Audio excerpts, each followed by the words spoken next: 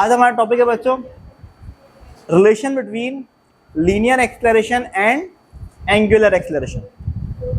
Angular acceleration क्या होता है ये आपने लास्ट क्लास में पढ़ा कि यूनिट टाइम में जितना ज़्यादा एंगुलर वेलोसिटी चेंज होगी उतना ज़्यादा एंगुलर एक्सेलरेशन होगा। ठीक है, तो आज हम लीनियर एक्सेलरेशन और एंगुलर एक्सेलरेशन का रिलेशन फाइंड करना चाहते हैं, मतलब एक फॉर्मूला निकालना चाहते हैं जिसमें लीनियर एक्सेलरेशन भी हो और एंगुलर एक्सेलरेशन भी हो। ठीक है, तो सबसे पहले आपने लिखा कि आपने कंसीडर किया है एक पार्टिकल P है जो कि मूव हो रहा है सर्किल में जिसका रेडियस R है और वेरिएबल वेलोसिटी से मूव कर रहा है। किससे मूव कर रहा है बच्चों? तो हमने ये कंसीडर किया डायग्राम में कि A पॉइंट के ऊपर वेलोसिटी है V1, A पॉइंट पे वेलोसिटी क्या है बच्चों? V1 है, और B पॉइंट पे वेलोसिटी क्या है बच्चों? V2 है। ये दिख रहा है आप लोगों को। ठीक है, तो वेलोसिटी चेंज हो रही है। वेलोसिटी चेंज क्यों हो रही है? Due to direction. यहाँ पे दिख रहा होगा डायरेक्शन है, हर पॉइंट के ऊपर वेलोसिटी की डायरेक्शन टेंजेंट होती है। तो ए पॉइंट पे देखो वेलोसिटी की डायरेक्शन टेंजेंट है, बी पे भी टेंजेंट है। ठीक है, और डायरेक्शन चेंज होने का मतलब वेलोसिटी चेंज हो रही है। V1 की डायरेक्शन और V2 की डायरेक्शन मुख्तलिफ है, इसका मतलब डायरेक्शन चेंज हो गई है। ठीक है, और डायरेक्शन चेंज होने की वजह से यहाँ पर वेलोसिटी क्या हुई है बच्चों? चेंज हुई है। ठीक है, तो ए पॉइंट पे वेलोसिटी V1 है, बी पॉइंट पे वेलोसिटी V2 है। तो लास्ट क्लास में आप लोगों ने पढ़ा था कि वेलोसिटी का फॉर्मूला क्या है? V is equal to r omega. V is equal to r omega. तो V1 किसके बराबर होगा? लिखा हुआ है at a linear velocity V1 is, V1 का फॉर्मूला क्या है बच्चों? Are omega 1। V2 का फॉर्मूला क्या है? R omega 2। ऐसा ही है, V1 का फॉर्मूला है आर ओमेगा 1 और V2 का फॉर्मूला है आर ओमेगा 2। ठीक है, अब आपने क्या करना है? आपने सब्ट्रैक्ट करवाना है इक्वेशन नंबर 2 को इक्वेशन नंबर 1 से। ठीक है, तो इक्वेशन नंबर 2 में V2 है तो यहाँ आ गया, और ये V1 है यहाँ आ गया। ठीक है बच्चों, इसके बाद r omega 2 minus sine r omega 1। ठीक है, V2 माइनस V1 क्या होगा? Delta V। V2 minus V1 क्या होगा बच्चों? Delta V। और R कॉमन आ गया, क्या बचा? Omega 2 minus omega 1। ठीक है, ओमेगा 2 माइनस ओमेगा 1 क्या होगा? Delta omega. क्या होगा? डेल्टा ओमेगा होगा। ठीक है, अब क्या करना है हमने? इस इक्वेशन को टाइम से क्या करना है बच्चों? डिवाइड। इस इक्वेशन को हम क्या करेंगे? टाइम से डिवाइड करेंगे। तो देखिएगा सारे बच्चों, इस इक्वेशन को हम टाइम से डिवाइड करेंगे तो यहाँ भी टाइम से डिवाइड करेंगे और यहाँ भी टाइम से डिवाइड करेंगे। ठीक है, दोनों तरफ डिवाइड कर दिया हमने टाइम से। अब क्या होगा बच्चों? लास्ट क्लास में जैसे बताया था कि सर्किल में जब बॉडी मूव कर रही होती है तो डायरेक्शन कंटिन्यूअसली चेंज हो रही होती है, हर पॉइंट की अलग अलग डायरेक्शन होती है। तो हम हर पॉइंट की वैल्यू अलग अलग होती है, तो हम हर पॉइंट पे इंस्टेंटेनियस वैल्यू कंसिडर कर लेते हैं। मतलब वेलोसिटी को बोलेंगे instantaneous velocity, instantaneous angular velocity. और इंस्टेंटेनियस के लिए आपको क्या करना होता है? आपको लिमिट अप्लाई करना होता है। क्या करना होता है? तो लिखा हुआ है for instantaneous value apply limit. तो लिमिट अप्लाई करेंगे बच्चों, तो यहां भी लिमिट अप्लाई कर दिया और यहां पर भी लिमिट अप्लाई कर दिया, तो ये कहलाया इंस्टेंटेनियस एक्सेलरेशन, लीनियर एक्सेलरेशन, और ये कहलाया इंस्टेंटेनियस एंगुलर एक्सेलरेशन। ठीक है, तो इसकी जगह लिख देंगे आप A इक्वल टू वैसे ही आ गया, R भी वैसे ही आ गया, और उसके बाद इसकी जगह क्या आ गया बच्चों? अल्फा आ गया। तो A is equal to R alpha. ये जो फॉर्मूला है इसके अंदर लीनियर एक्सेलरेशन भी है और साथ में एंगुलर एक्सेलरेशन भी है। तो ये आपने जो फॉर्मूला, जो आपका टॉपिक था relation between linear acceleration A and angular acceleration alpha, ये क्या हो गया? मुकम्मल हो गया, क्योंकि आपने एक ऐसा फॉर्मूला निकाल लिया है जिसमें A भी आ रहा है और अल्फा भी आ रहा है। ठीक है, देखो अभी हमने पढ़ा है relation between linear velocity and angular velocity. उसके बाद हमने पढ़ा है relation between linear acceleration and angular acceleration. ठीक है, सिमिलरली वैसे ही हम लोग इक्वेशन ऑफ मोशन का भी ताल्लुक निकालना चाह रहे हैं। जो आपने लीनियर के लिए इक्वेशन ऑफ मोशन पढ़ा है, अब उसी से रिलेट करवाकर आपने एंगुलर मोशन, सर्कुलर मोशन के लिए भी आप चाहते हो इक्वेशन ऑफ मोशन फाइंड करें। ठीक है, वो जो अगर कांस्टेंट लीनियर एक्सेलरेशन है, अगर कांस्टेंट लीनियर एक्सेलरेशन है, तो फॉर्मूला आपको पता है बच्चों, first equation of motion, second equation of motion और थर्ड इक्वेशन ऑफ मोशन। अब यही चीज अप्लाई होगी for constant angular acceleration alpha. क्या होगा? VF की जगह ओमेगा F, VI की जगह ओमेगा I, A की जगह अल्फा। सिमिलरली S की जगह थीटा, वो लीनियर डिस्प्लेसमेंट, ये एंगुलर डिस्प्लेसमेंट। VI की जगह ओमेगा I, A की जगह अल्फा, 2 वैसे आ गया, A की जगह अल्फा, S की जगह थीटा, VF की जगह ओमेगा एफ और वी आई की जगह ओमेगा आई। तो आपने क्या कर लिया, आपने इक्वेशन ऑफ मोशन जो लीनियर के लिए थी, लीनियर मोशन के लिए थी उसी को आपने रिलेट करवाकर इक्वेशन ऑफ मोशन बना लिया फॉर एंगुलर मोशन। ठीक है, इंपॉर्टेंट टॉपिक है बच्चों हमारा सेंट्रीपिटल एक्सेलरेशन। ठीक है, अब सेंट्रीपिटल एक्सेलरेशन क्या होता है, नाम जाहिर है सेंट्रीपिटल।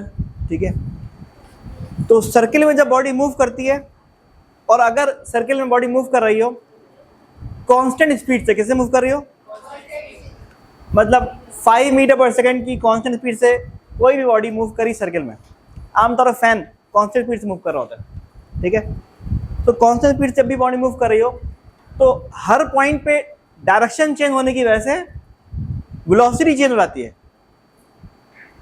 बॉडी सर्किल में मूव करेगी कांस्टेंट स्पीड से, लेकिन क्योंकि सर्किल में हर पॉइंट की अलग अलग डायरेक्शन है, तो डायरेक्शन चेंज होने की वजह से वेलोसिटी क्या हो जाएगी, चेंज। तो डायरेक्शन ऑफ वेलोसिटी के चेंज होने की वजह से जो एक्सेलरेशन प्रोड्यूस होता है उसको हम क्या बोलते हैं, सेंट्रीपिटल एक्सेलरेशन। वो एक्सेलरेशन जो वेलोसिटी की डायरेक्शन के चेंज होने की वजह से प्रोड्यूस, उसको क्या बोलेंगे बच्चों, सेंट्रीपिटल एक्सेलरेशन। यहां लिखा हुआ है देखिएगा, the acceleration which is produced due to change in direction of velocity is known as centripetal acceleration. जरा देखिएगा बच्चों, डायग्राम यहां मेंशन है। मैंने यह बताया कि वेलोसिटी की मिकदार सेम है, v1 v2 v3 v4 सब सेम है, लेकिन v1 के ऊपर डायरेक्शन देखो क्या है, v1 की डायरेक्शन ये है टेंजेंट, सिमिलरली v2 डायरेक्शन ये हो गई टेंजेंट, v3 डायरेक्शन ये हो गई टेंजेंट, v4 की डायरेक्शन ये हो गई टेंजेंट। टेंजेंट और रेडियस के दरम्यान में 90 का एंगल होगा बच्चों, कितना एंगल होगा, टेंजेंट और रेडियस के दरम्यान में हमेशा 90 का एंगल होगा। तो आपको नजर आ रहा होगा v1 v2 v3 v4 की डायरेक्शन क्या है, डिफरेंट है। v1 v2 v3 v4 की डायरेक्शन क्या है बच्चों, डिफरेंट। तो डायरेक्शन चेंज हो रही है, तो डायरेक्शन ऑफ वेलोसिटी की चेंज होने की वजह से जो एक्सेलरेशन प्रोड्यूस होगा उसका नाम रखेंगे हम सेंट्रीपिटल एक्सेलरेशन। तो बच्चों यहां समझ में आ रहा होगा आपको, वेलोसिटी की मिकदार हर तरफ सेम है 5 5 5 5, लेकिन फिर भी एक्सेलरेशन आया, क्यों आया, due to the change in direction of velocity आया। ठीक है, और उसका नाम रखेंगे सेंट्रीपिटल एक्सेलरेशन। और सेंट्रीपिटल एक्सेलरेशन जो होगा बच्चों, उसकी डायरेक्शन हमेशा toward the centre of circle होगी। सेंट्रीपिटल एक्सेलरेशन की डायरेक्शन क्या होगी बच्चों, toward the centre of circle होगी। ठीक है, मतलब इस तरफ होगा एरो सेंट्रीपिटल एक्सेलरेशन का। ठीक है, अब हम करेंगे बच्चों इसकी डेरिवेशन। ठीक है, तो डेरिवेशन के लिए सबसे पहले हमने कंसीडर किया, क्या किया कि एक पार्टिकल P है, एक पार्टिकल P है जो कि मूव हो रहा है सर्किल में, जिसका रेडियस क्या है, r है, और वो जो पार्टिकल P मूव हो रहा है वो कांस्टेंट स्पीड से मूव हो रहा है, लेकिन वेलोसिटी क्या है, वेरिएबल। मींस मैं कहता हूं A पॉइंट पे वेलोसिटी की मिकदार 5 है और V2 पे भी वेलोसिटी की मिकदार 5 है, लेकिन वेलोसिटी चेंज क्यों हो रहा है, ड्यू टू डायरेक्शन। यहाँ पर इसकी अलग डायरेक्शन है और यहाँ पे डायरेक्शन अलग है, तो डायरेक्शन चेंज होने की वजह से मैंने इसका नाम V1 रखा है और इसका नाम V2 रखा है। अगर डायरेक्शन की बात नहीं होती तो हम V1 V2 को V लिख सकते थे, लेकिन क्योंकि डायरेक्शन की बात हो रही है, वैल्यू अलग हो गई है, डायरेक्शन चेंज, क्वांटिटी चेंज हो गई।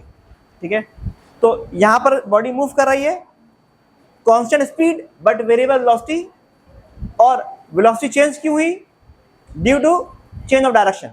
ठीक है, तो V1 की डायरेक्शन कुछ और है और V2 की कुछ और है, मुख्तलिफ है दोनों, लेकिन टेंजेंट है। क्या है, टेंजेंट और रेडियस के दरम्यान में कितना एंगल बना है बच्चों, 90 का। कितना एंगल बना है, 90 का। ठीक है, अब ये रेडियस है और ये भी रेडियस है, तो A और B के दरम्यान का फासला S होगा, डेल्टा S होगा। ठीक है, अब आपने क्या करना है, इस डायग्राम से दो ट्राइंगल बनाना है आपने। मेरी बात समझ में आ रही है, आपने क्या करना है, इस डायग्राम से दो ट्राइंगल आपने बनाना है। तो मैंने देखो ट्राइंगल में कैसे बना रहा हूं, सारे बच्चे जरा बोर्ड पे कंसीडर से मतलब फोकस हो जाएं। ठीक है, सबसे पहले देखिएगा, मैंने ये ट्राइंगल फॉर्म करते हुए डायरेक्शन को अहमियत नहीं दी है। O और A को यहां से पिक किया और यहां रख दिया, A से B को यहां से पिक किया और यहां रख दिया, O से B को पिक करके रख दिया, ट्राइंगल बन गया। डायरेक्शन को अहमियत नहीं दी। तो A से B का फासला डेल्टा S, ये रेडियस, ये भी रेडियस, और ये एंगल थीटा यहाँ पर था A और B के दरम्यान में, तो यहाँ भी हो गया थीटा। मेरी बात समझ में आ गई होगी आप लोगों को। अब बच्चों ये ट्राइंगल कैसे फॉर्म हो, जरा देखिएगा। इस ट्राइंगल को बनाने के लिए हमने फ्री वेक्टर का कॉन्सेप्ट इस्तेमाल किया है। क्या इस्तेमाल किया बच्चों, फ्री वेक्टर का कॉन्सेप्ट। फ्री वेक्टर का कॉन्सेप्ट क्या होता है? फ्री वेक्टर का कॉन्सेप्ट ये होता है कि जब आप किसी वेक्टर को एक जगह से दूसरी जगह मूव करवाएं तो उसकी डायरेक्शन को चेंज होने ना दें। मतलब अगर मैं v1 को उठा के यहां से यहां रखूंगा तो मैं इसकी डायरेक्शन को चेंज होने नहीं दिया। सिमिलरली v2 को यहां से मूव करवा के यहां लेके जा रहा हूं, लेकिन उसकी डायरेक्शन चेंज होने नहीं दे रहा हूं। v1 v2 का डिफरेंस डेल्टा v होगा। मतलब इससे ये बात समझ में आई कि v1 और v2 में कितना डायरेक्शन का फर्क है। जितना ज्यादा डेल्टा v का मिकदार होगा उतना ज्यादा डेल्टा v की वैल्यू होगी। ठीक है, अब क्या होगा, इसका नाम v1, इसका नाम v2, इसका नाम डेल्टा v, और हमने खुद से नाम रख दिया व्हाट इज इसका ट्राइंगल p q और r। अच्छा बच्चों एक चीज और देखिएगा, v1 और इस r के दरमियान में एंगल 90 है और v2 और इस r के दरमियान में एंगल 90 है, और अगर इन दोनों r के दरमियान में थीटा है तो v1 v2 के दरमियान में एंगल क्या होगा, थीटा होगा। ठीक है, और ये 90 का एंगल दिख रहा है। ठीक है, दो ट्राइंगल फॉर्म हो चुके हैं, हमने बनाए इस डायग्राम से, हमने दो ट्राइंगल पहले फॉर्म किया। उसके बाद इन दोनों ट्राइंगल को बच्चों हमने ये प्रूव करना है कि इक्वल है। क्या है, अब ट्राइंगल के अंदर 6 एलिमेंट होते हैं। कितने होते हैं, थ्योरम आप लोगों ने पढ़ा हुआ है। ट्राइंगल के अंदर 6 एलिमेंट होते हैं, तो उन 6 एलिमेंट में से अगर आप किसी 3 को भी इक्वल प्रूव करवाते हैं तो आप कहते हैं ट्राइंगल इक्वल है। तो 6 एलिमेंट कौन कौन से, 3 एंगल और 3 साइड, तो किसी भी 3 को इक्वल प्रूफ करवाना तो हम तीनों को एंगल को इक्वल प्रूफ करवा रहे हैं। देखो कैसे, हम कहते हैं इस ट्राइंगल में एंगल ओ थीटा है और इस ट्राइंगल में एंगल पी थीटा है। ये देखो एंगल ओ और एंगल पी क्या है, theta. Similarly angle A angle Q कितना है, 90। तो बचा एक angle, angle B angle R. याद रखिएगा जब दो एंगल पता हो ना तो तीसरा एंगल निकालना बहुत आसान है। 180 में से दोनों को माइनस कर दो जो पता है। तो तीसरा एंगल कैसे निकालेंगे, 180 में से माइनस करवाएंगे उन दोनों एंगल को जो पता है। तो इस तरह तीनों एंगल की वैल्यू आपके पास आ जाएगी। फिर बता रहा हूं, आपको इन दोनों ट्राइंगल को इक्वल प्रूफ करवाना है तो कैसे प्रूफ करवाएंगे, आपने एंगल्स देखे, यहां पर एंगल ओ थीटा है, यहां पर एंगल पी थीटा है। एंगल ओ और एंगल पी इक्वल है थीटा। यहां पर एंगल ए 90, यहां पर एंगल क्यू 90। जब दो एंगल पता है तो तीसरा एंगल पता है, कैसे निकालेंगे, 180 में से उन दोनों एंगल को माइनस करके निकाल लेंगे।